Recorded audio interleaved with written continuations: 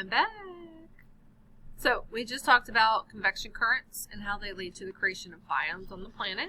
So let's move on to the next page. All right, now this is something that we are going to be going into way more detail next semester when we get to climate change.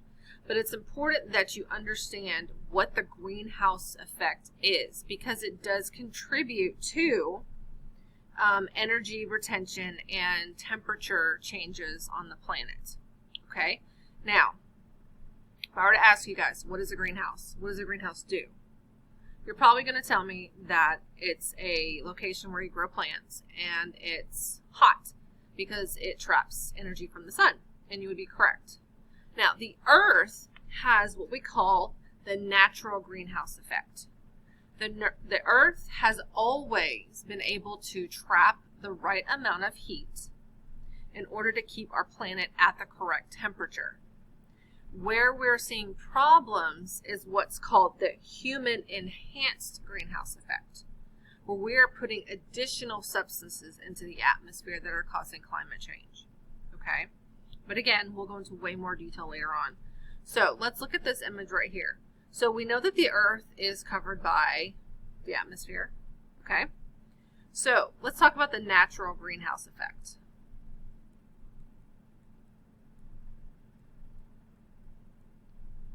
Natural greenhouse effect. Okay. So the atmosphere is going to contain different gases. And these gases are what help trap heat. Okay? So the atmosphere contains gases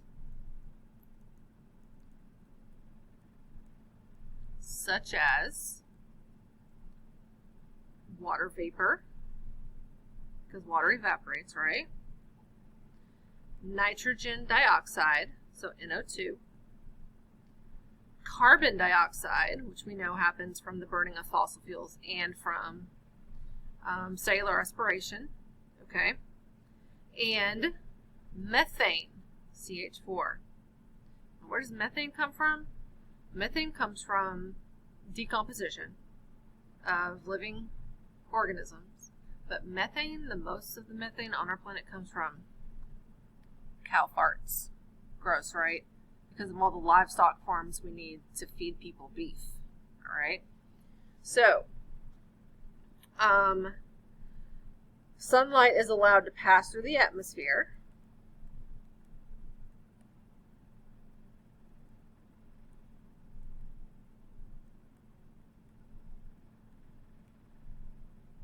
Sunlight is allowed to pass through the atmosphere.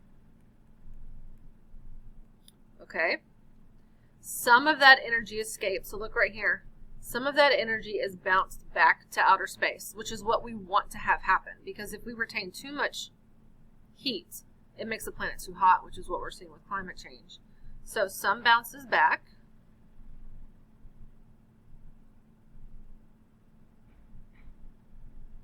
Okay, and then some is retained and absorbed, which is what we want to have happen, because if the planet was too cold, then it wouldn't be a suitable place to live. So some retained and absorbed. All right, that is a basic explanation of the natural greenhouse effect. Okay, and again, like I said, we're going to go into way more detail when we get to our climate change unit next semester. Okay, so speaking of the atmosphere itself, the atmosphere has different layers. Okay, now when we look up into outer space or look up into the sky, we automatically assume that the atmosphere is just one layer. It's actually multiple layers. Now, we can't see the difference between the layers, and each layer has its own physical properties. So let's talk about what these different layers are. All right, so let's draw a person right here. Woohoo! This is me. This is Miss Matter. Okay? We live in the troposphere. So this is the layer of the atmosphere closest to the planet. Okay? closest to the planet. So this is where we have weather. This is where we have clouds and airplanes. Okay. The layer above this is called the stratosphere.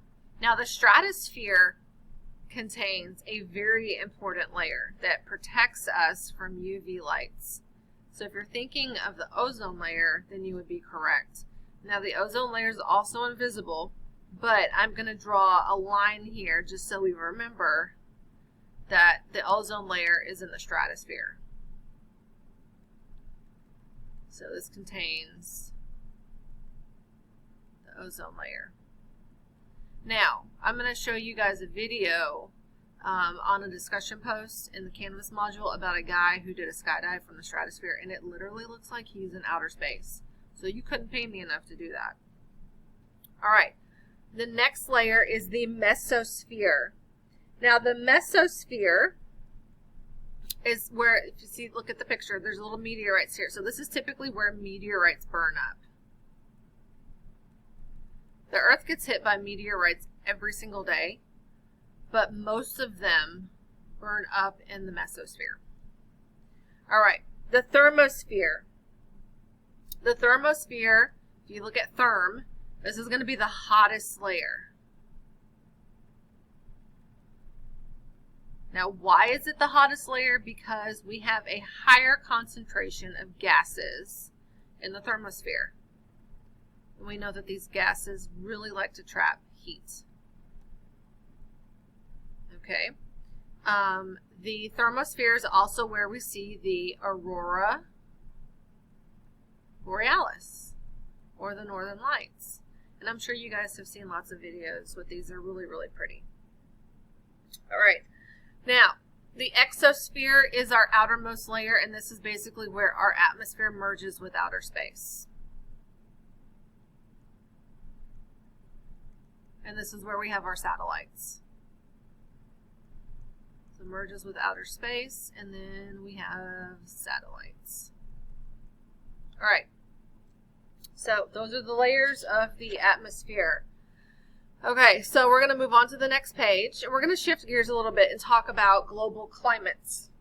Now, talking about global climates is important because in Unit 4, we're going to be getting into biomes, where climate is going to be incredibly important in determining what that biome is. Okay, so when we were talking about the greenhouse effect, it was really important that the Earth reflects some of this energy back into outer space. So we need to have surfaces on the planet that are going to be reflecting heat. Okay? Now, we know that we have unequal heating of the Earth.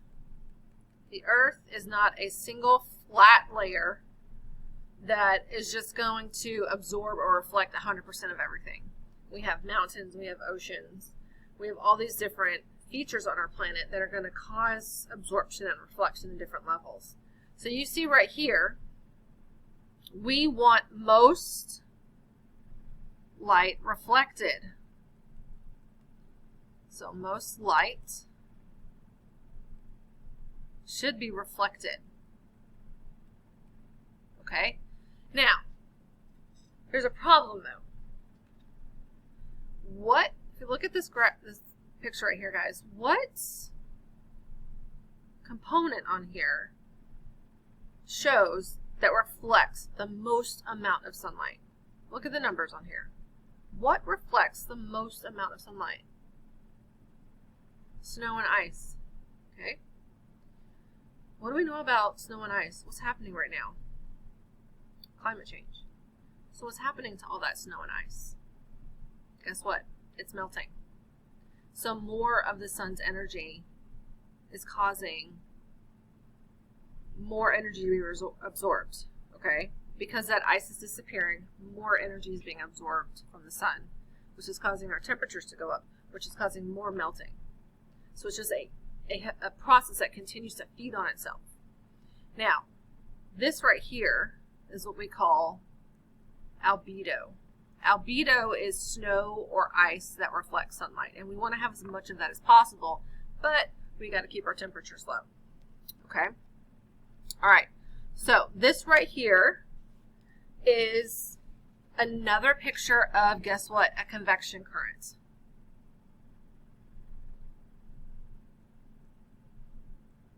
We already went over what a convection current does. What happens? You have hot air that rises. It causes precipitation. Oh, look, there's our heat escape. It cools off. It sinks. It picks up more energy. The process happens over again. Okay? This is what we call a Hadley cell. Okay? A Hadley cell. Now, let's go through these steps one by one, just to make sure we understand. All right. Step 1. We have hot air. Okay? Hot air goes up. Step 2. The heat is released, which produces precipitation. So latent heat release creates precipitation.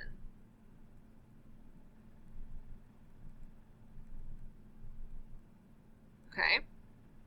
Now, once that heat is released in the form of precipitation, the air cools off. So here we are at step 3.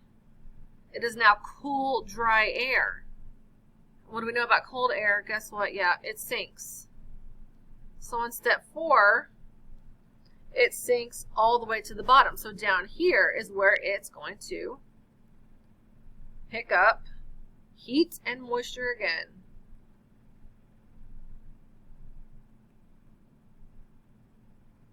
Heat and moisture again. And this is going to happen all over again. Now, if you notice right here, guys, this is all water. So this is happening directly above the ocean. This is not happening over land. So Hadley cells are going to occur over water. Okay? Now,